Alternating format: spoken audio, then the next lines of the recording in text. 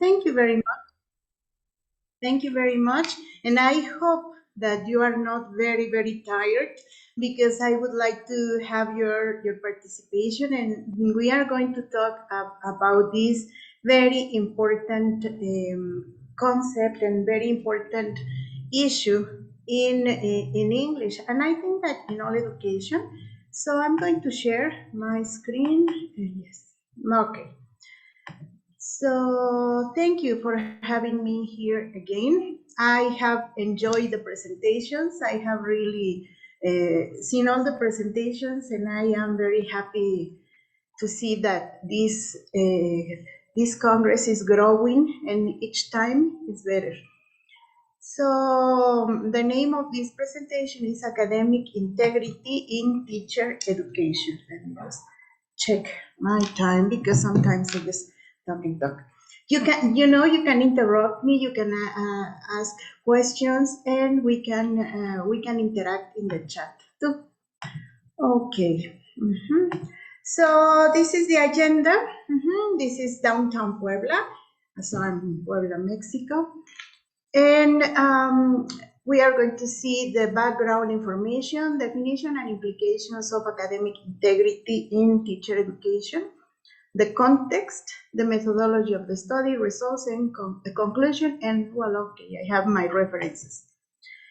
What is the background information? And I hope that you can also comment in the chat. Yes.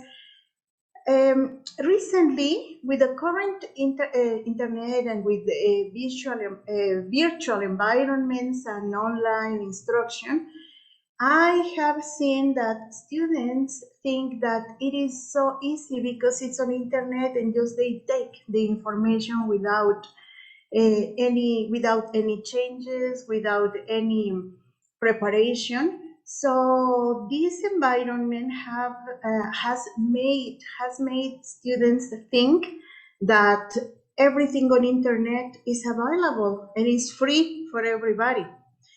We can say that that is misconduct in academic issues in research. For example, one of these is the issue of cameras on or cameras off. And many teachers are worried about exams and how to give exams and how to know if the student did the homework, how to know if the student is the person on the other side of the screen. Has this happened to you? Are you also worried about this situation? Well, okay. Now I will tell you about the specific context that gave origin to this study. And I have also talked to other teachers because I think this is an emerging concern from teachers and educational authorities in Latin America. If you Google academic integrity, you can see that all universities have guidelines, have their manifestos, and they have clear guidelines for academic integrity. But at least in Mexico, we don't have that. In my school, in WAP, I was checking, I check everywhere, and everything just took me to the library, to the university library, and they were telling me or offering me anti-plagiarist Turnitin, an anti-plagiarist application. That's everything that we have. We don't have clear ideas. Is this the same for you? Yes? Okay. Why did I get interested in this topic? First, because I am a higher education professor, I am preparing professionals the same as many of you, as I have heard. Many of you are also preparing professionals. I am a thesis supervisor, and this problem has grown a lot since we are on this online modality. But I am also the editor I am also the editor in my school of Lenguas en Contexto. I am also an editor in other journals. But of course, as I am responsible here, I was very worried because, believe it or not, this misconduct happens in all levels of academia. So we usually run a plagiarism tool before we accept any articles, and believe me that we have found this situation even with teachers. And well, okay, during these days I was after I started noticing all this situation with my students, I saw this program. Did you see this program, the homework dealer? Do you know what the homework dealer is? Can you tell me what it is? Did you watch the program?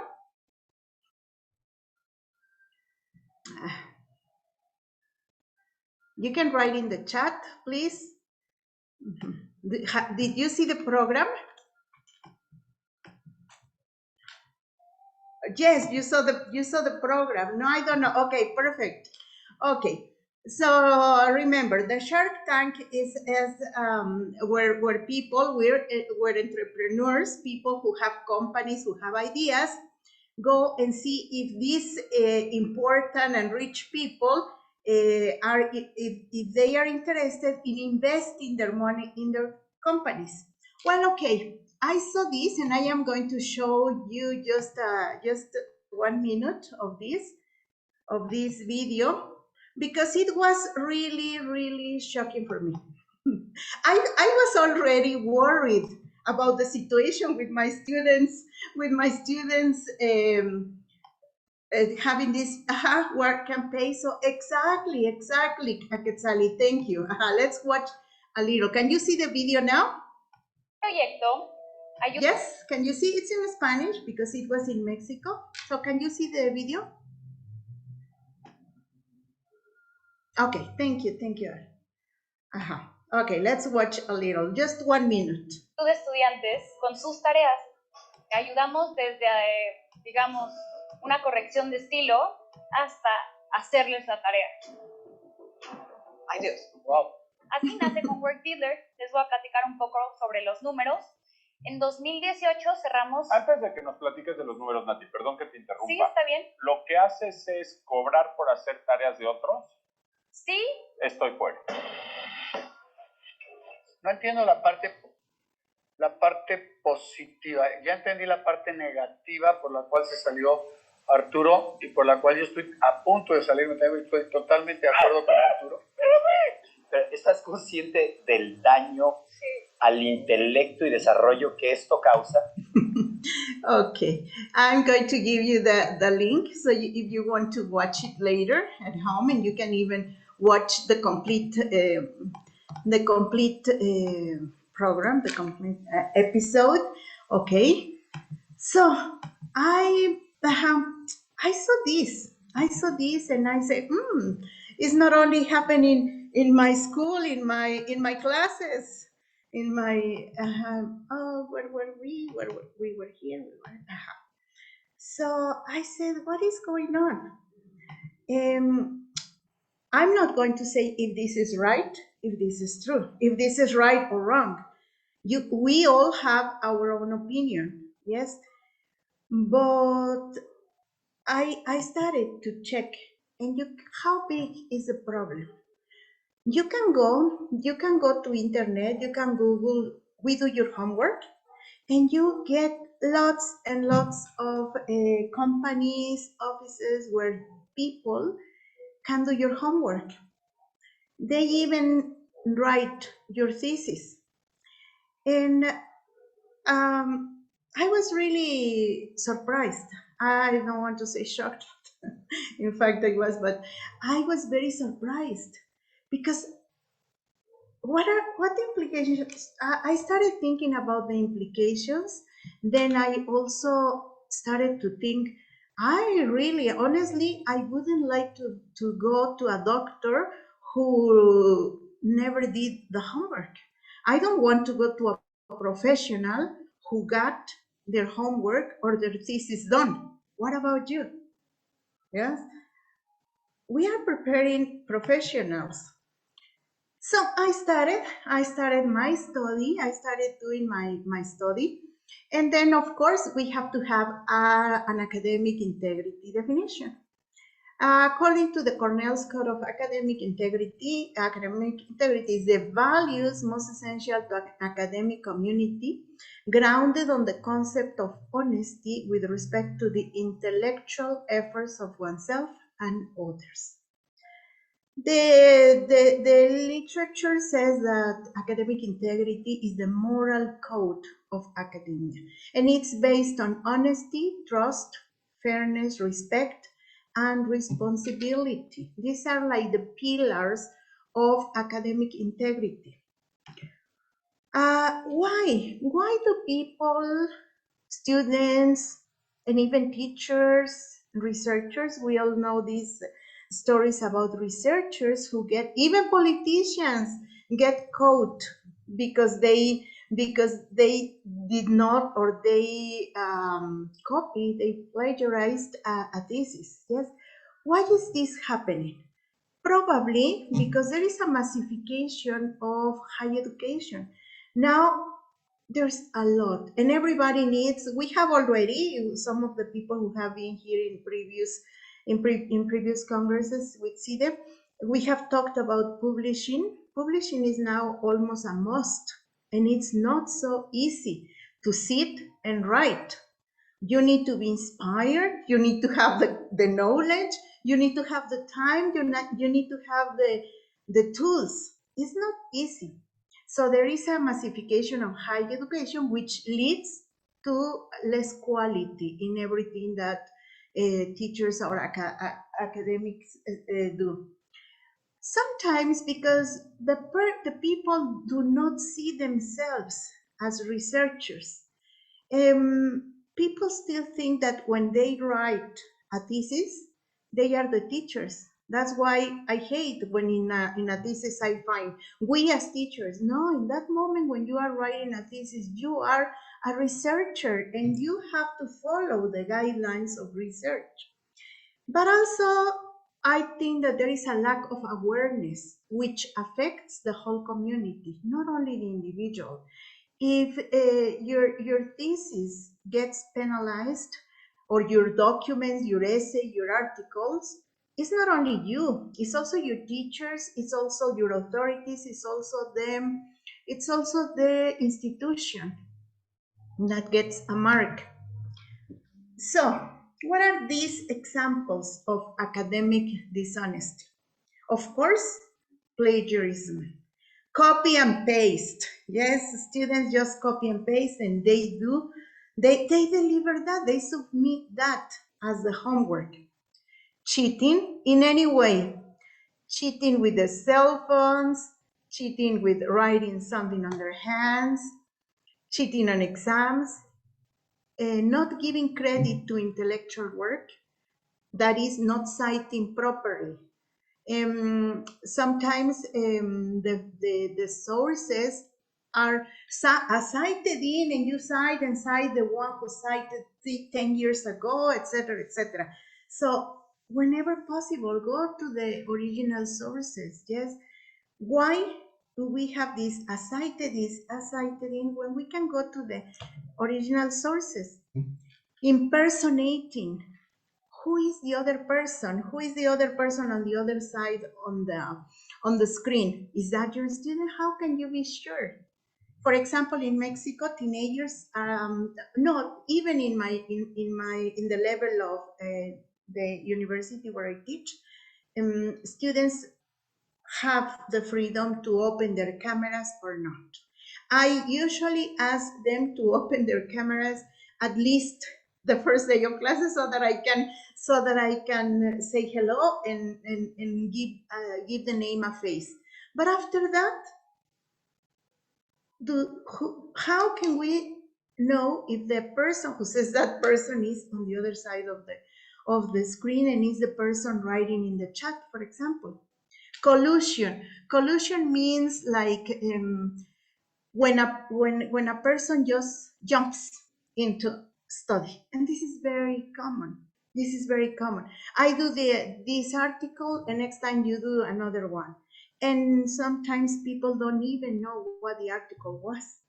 Bribery, and it's not only about money, it can be anything, and you know that, yes? Students can offer anything. But also, on the other side, not fulfilling professional duties. And something that is really important because of the context where I'm going to teach is research misconduct, yes? For example, the privacy, the identity of participants, or making up information, or I don't know, just all of this together in research. What happens in Mexico? I'm sure that this also happens to some extent in South America or in other countries, except with some countries that have very clear ideas or very clear guidelines for academic integrity. All of these misconduct, examples of misconduct, are not as penalized as they are in other countries. Corruption is normalized. If it leads to the accomplishment of goals, okay, we allow it to happen, or we say, okay, we need to do this, so the path is not important. Academic actors are not properly trained on academic integrity. For example, in my university, as I said, there is a complete lack of information and dissemination. There is not like guidelines for academic integrity. So with all these things in my mind, I started this research, and I developed these two research questions. What are pre-service teachers' perceptions regarding academic integrity, and how can teachers help them in avoiding academic misconduct? So this was a qualitative action research. I will explain that in a minute. I based all this on my observations because as a teacher, I don't know if it happens in your universities, but in my university, even undergraduate, nivel licenciatura, they have to write a thesis. And so we have two subjects, Seminario de Tesis 1, Seminario de Tesis 2. So I was teaching Seminario de Tesis. I have been teaching Seminario de Tesis 1 like for about 3 years. And this, during the pandemic, copy and paste plagiarism grew in numbers, high numbers. So I wanted to know what was going on. So I got a questionnaire and I did an implementation. That's why it's a qualitative action research, which I will explain in more detail in a minute. The context. The context is an ELT, undergraduate program at the beginning of thesis seminar 1. I considered that this was the moment to do something. These students are going to be future English teachers. There was this need to do something. And 27 students agreed to answer the questionnaire. I have 50 students, but you know, I uploaded in the platform, I uploaded the form, and 27 students agreed to answer the questionnaire. It was completely voluntary, and I informed the participants that this was going to be, the information was going to be used for a study. So I followed Kemis and McTaggart, who said that that an action research has these 4 stages: planning, acting, observing, and reflecting. First, I identify the problem. The problem is that my students in my university, they were increasing the levels of plagiarism and copy and paste and all these things, not citing. They thought that everything online is true, everything online is free, and everything online is for their service, for their use. I implemented a change. What was the change? Well, usually in the past, not this because this was a change, in the past, I usually waited just to see what happened, and when they send me their first draft, the first draft of the chapter 1, I gave them feedback. And that was when everything was like, everybody started saying, no, I didn't know, I don't know how to do this, etc. So this August, because we started classes in August, I said, now we are going to make a change. And we are going to start, the first 2 classes were committed, 100% committed to everything about academic integrity. Okay, but at this, the first day of classes, before this change, these classes, they answer the questionnaire. So the questionnaire, which you will see the answers, was given to them before the change. That was, I uploaded the questionnaire maybe 2 or 3 days before the beginning of the course, and I reminded them about the questionnaire, and so it was the second and the third classes. We saw academic integrity, we saw APA, we saw all of these things, what was considered academic integrity, what was considered academic dishonesty, etc. As I said, this is an ongoing action research. The semester is still happening. They have to send their chapter 1 at the beginning of October. So I'm just waiting to see if the 2 classes on academic integrity at the beginning of the course made a difference. So these 2 are still going on. I'm waiting for their chapters, and I will evaluate the results of the implementation. Okay. Remember, my students were taking Seminario de Investigación, that was Licenciatura en Enseñanza del Inglés, is late, because we will see that in a minute. They are all pre-service English teachers. That's why the title of this presentation is In Teacher Training. And well, okay, they were 20 years old. Okay, that was the context. The questionnaire was given in Spanish. It was a Google form, a Google document, and I asked them how serious plagiarism they thought was, recurrent copying and pasting, lying about academic work, the values to avoid plagiarism and teachers' values, how to avoid plagiarism, what ethics is, and what academic integrity is. Okay, ready to see the results? You will be a little surprised. I was. Okay. The first question, how serious is plagiarism? The answers were very serious, not serious, and I'm not sure. Most of the students are aware, or in that moment they were already aware of this, but I can say that if I hadn't done these classes at the beginning, they would say, I didn't know that this was plagiarism. Okay. So they know that this is a very serious problem. And some of them, 7% said, I'm not sure. Okay. So we can say that students know that it's a serious issue. Probably they don't know exactly how serious it is. Have you ever copied in a test or an exam? You know, 42% said yes.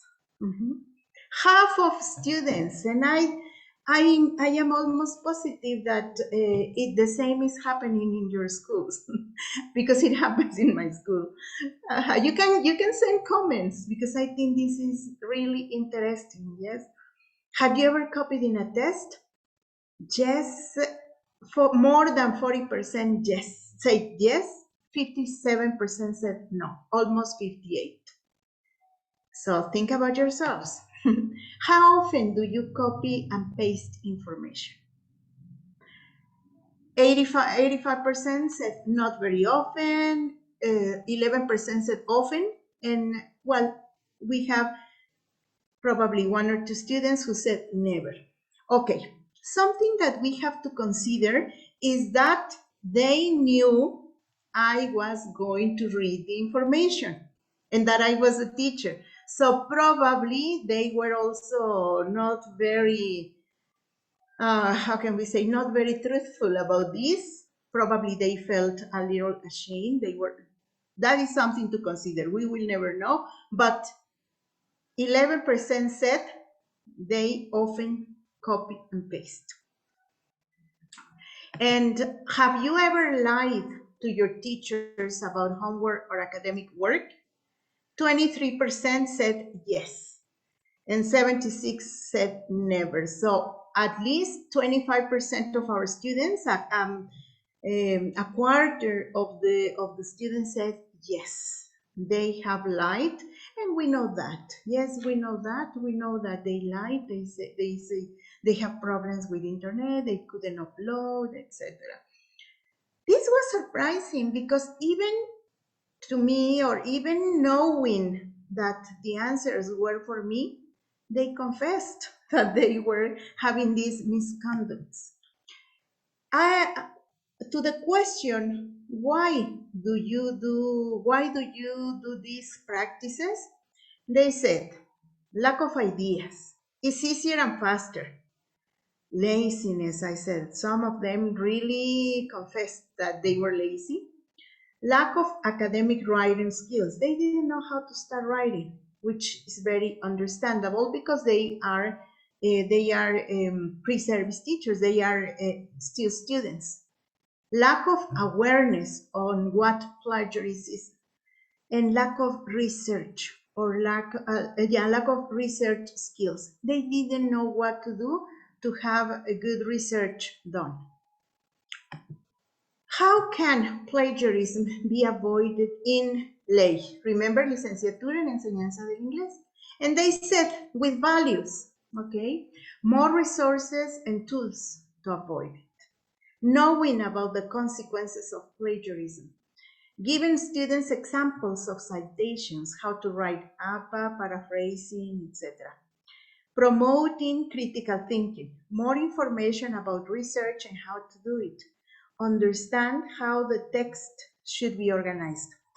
But I have to say that when they get to Seminario de Tesis, they have already taken 2 subjects about academic writing, and they have already taken Seminario de Investigación, Metodología de la Investigación. So before their thesis, they already know about APA, for example, they already know about academic writing, and they already know about research. So, something that they said, okay.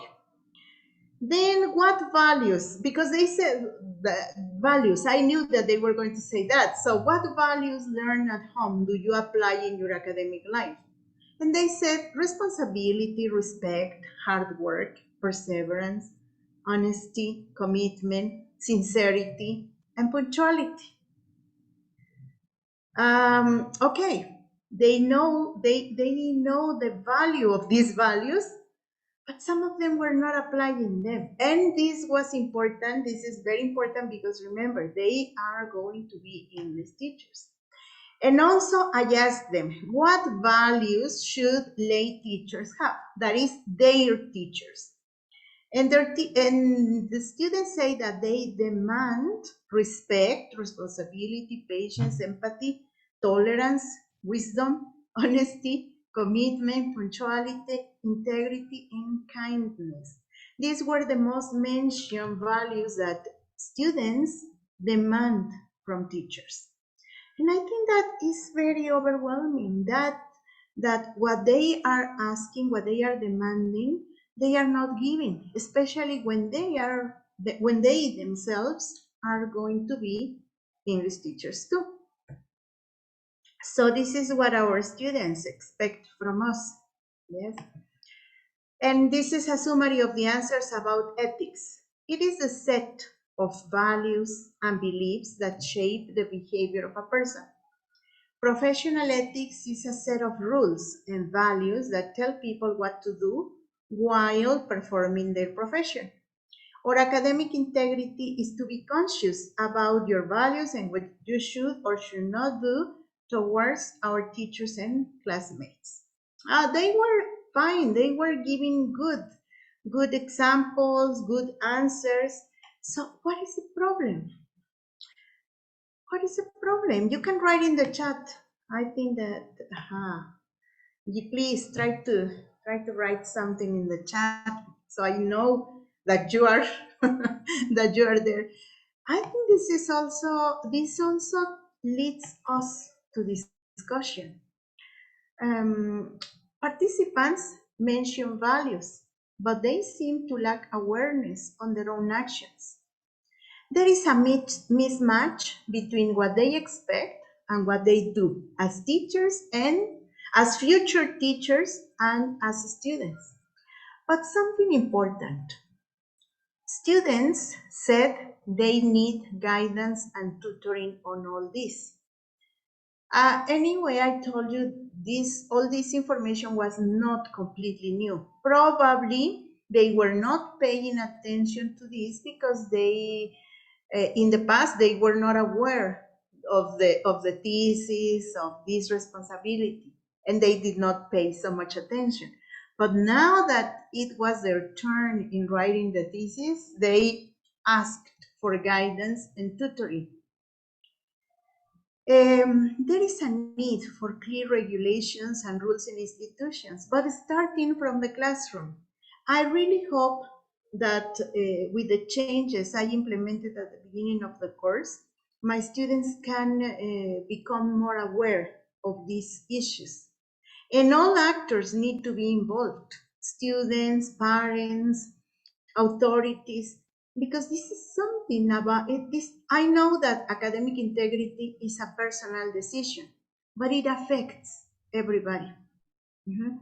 The actions of a person can have a bad impact on the surrounding people. And also, probably also we can find ways to help them not to fall into misconducts. Probably developing, for example, what Maestra Olenka was saying about tasks, different kinds of tasks that they become involved and they do not fall into the temptation of just copy and paste, something original, something different. What about assessment? Are you worried about assessment, about answering exams? Probably giving them a different kind of exam, a different kind of final work, giving them options so they can become more creative. In normal situations, they copy, as we said, as we saw in their answers, 50%, almost 50% of students have copied. So what can we expect from these virtual environments? Probably we can create different kinds of final works. But all this situation takes us to even more questions. How is technology affecting the perception of academic integrity? Does it enhance or does it help avoiding the problem? How do teachers and authorities set the example of academic integrity? If we see that students expect so much from teachers, but we need to set the example. We need to set the example so that we can see students eye to eye. I wouldn't be happy if I could not see my students eye to eye and say, don't do this, if I do one of these actions. And how important is academic integrity for ELT future teachers? So this is a discussion that is just starting. I have attended several congresses, conferences, and this is one of the issues that leads to long discussions. What are my conclusions? I think that you are already tired. This has been a very interesting but long day. So I'm almost finishing, don't worry.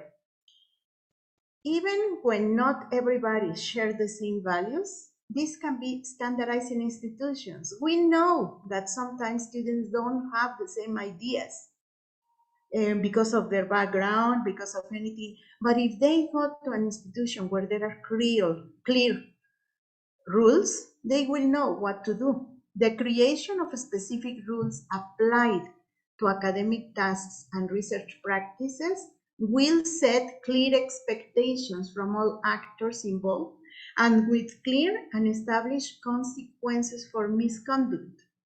If the authorities do not support us, I can report the student and nothing is going to happen because there are no established rules or established penalties.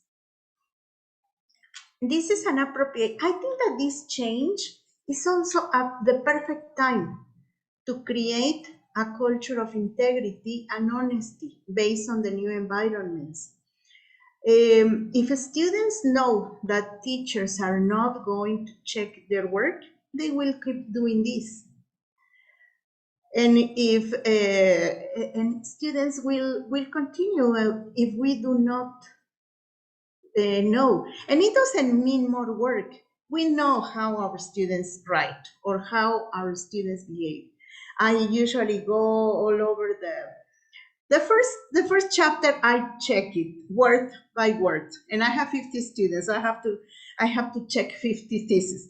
So the first chapter I check it word by word, and if I see something that is not that it does not look good, I pass it on one of these apps. But this is the only way they know that I know that they are doing all these things. Of course, everybody needs training. We need training. I would like to have more applications, more websites about plagiarism, how to simplify my work, because it's a lot of work. We need collaboration and we need to act the same. It doesn't work if one of the teachers pays attention to these practices and the other teacher does not. There has to be communication and collaboration in acting the same. And also we need the support of authorities. Well, this is my email. I will stop sharing because I really hope to know your insights. I really hope to know what you think. Is this happening? Is this also happening in your institutions? Is this something that worries you?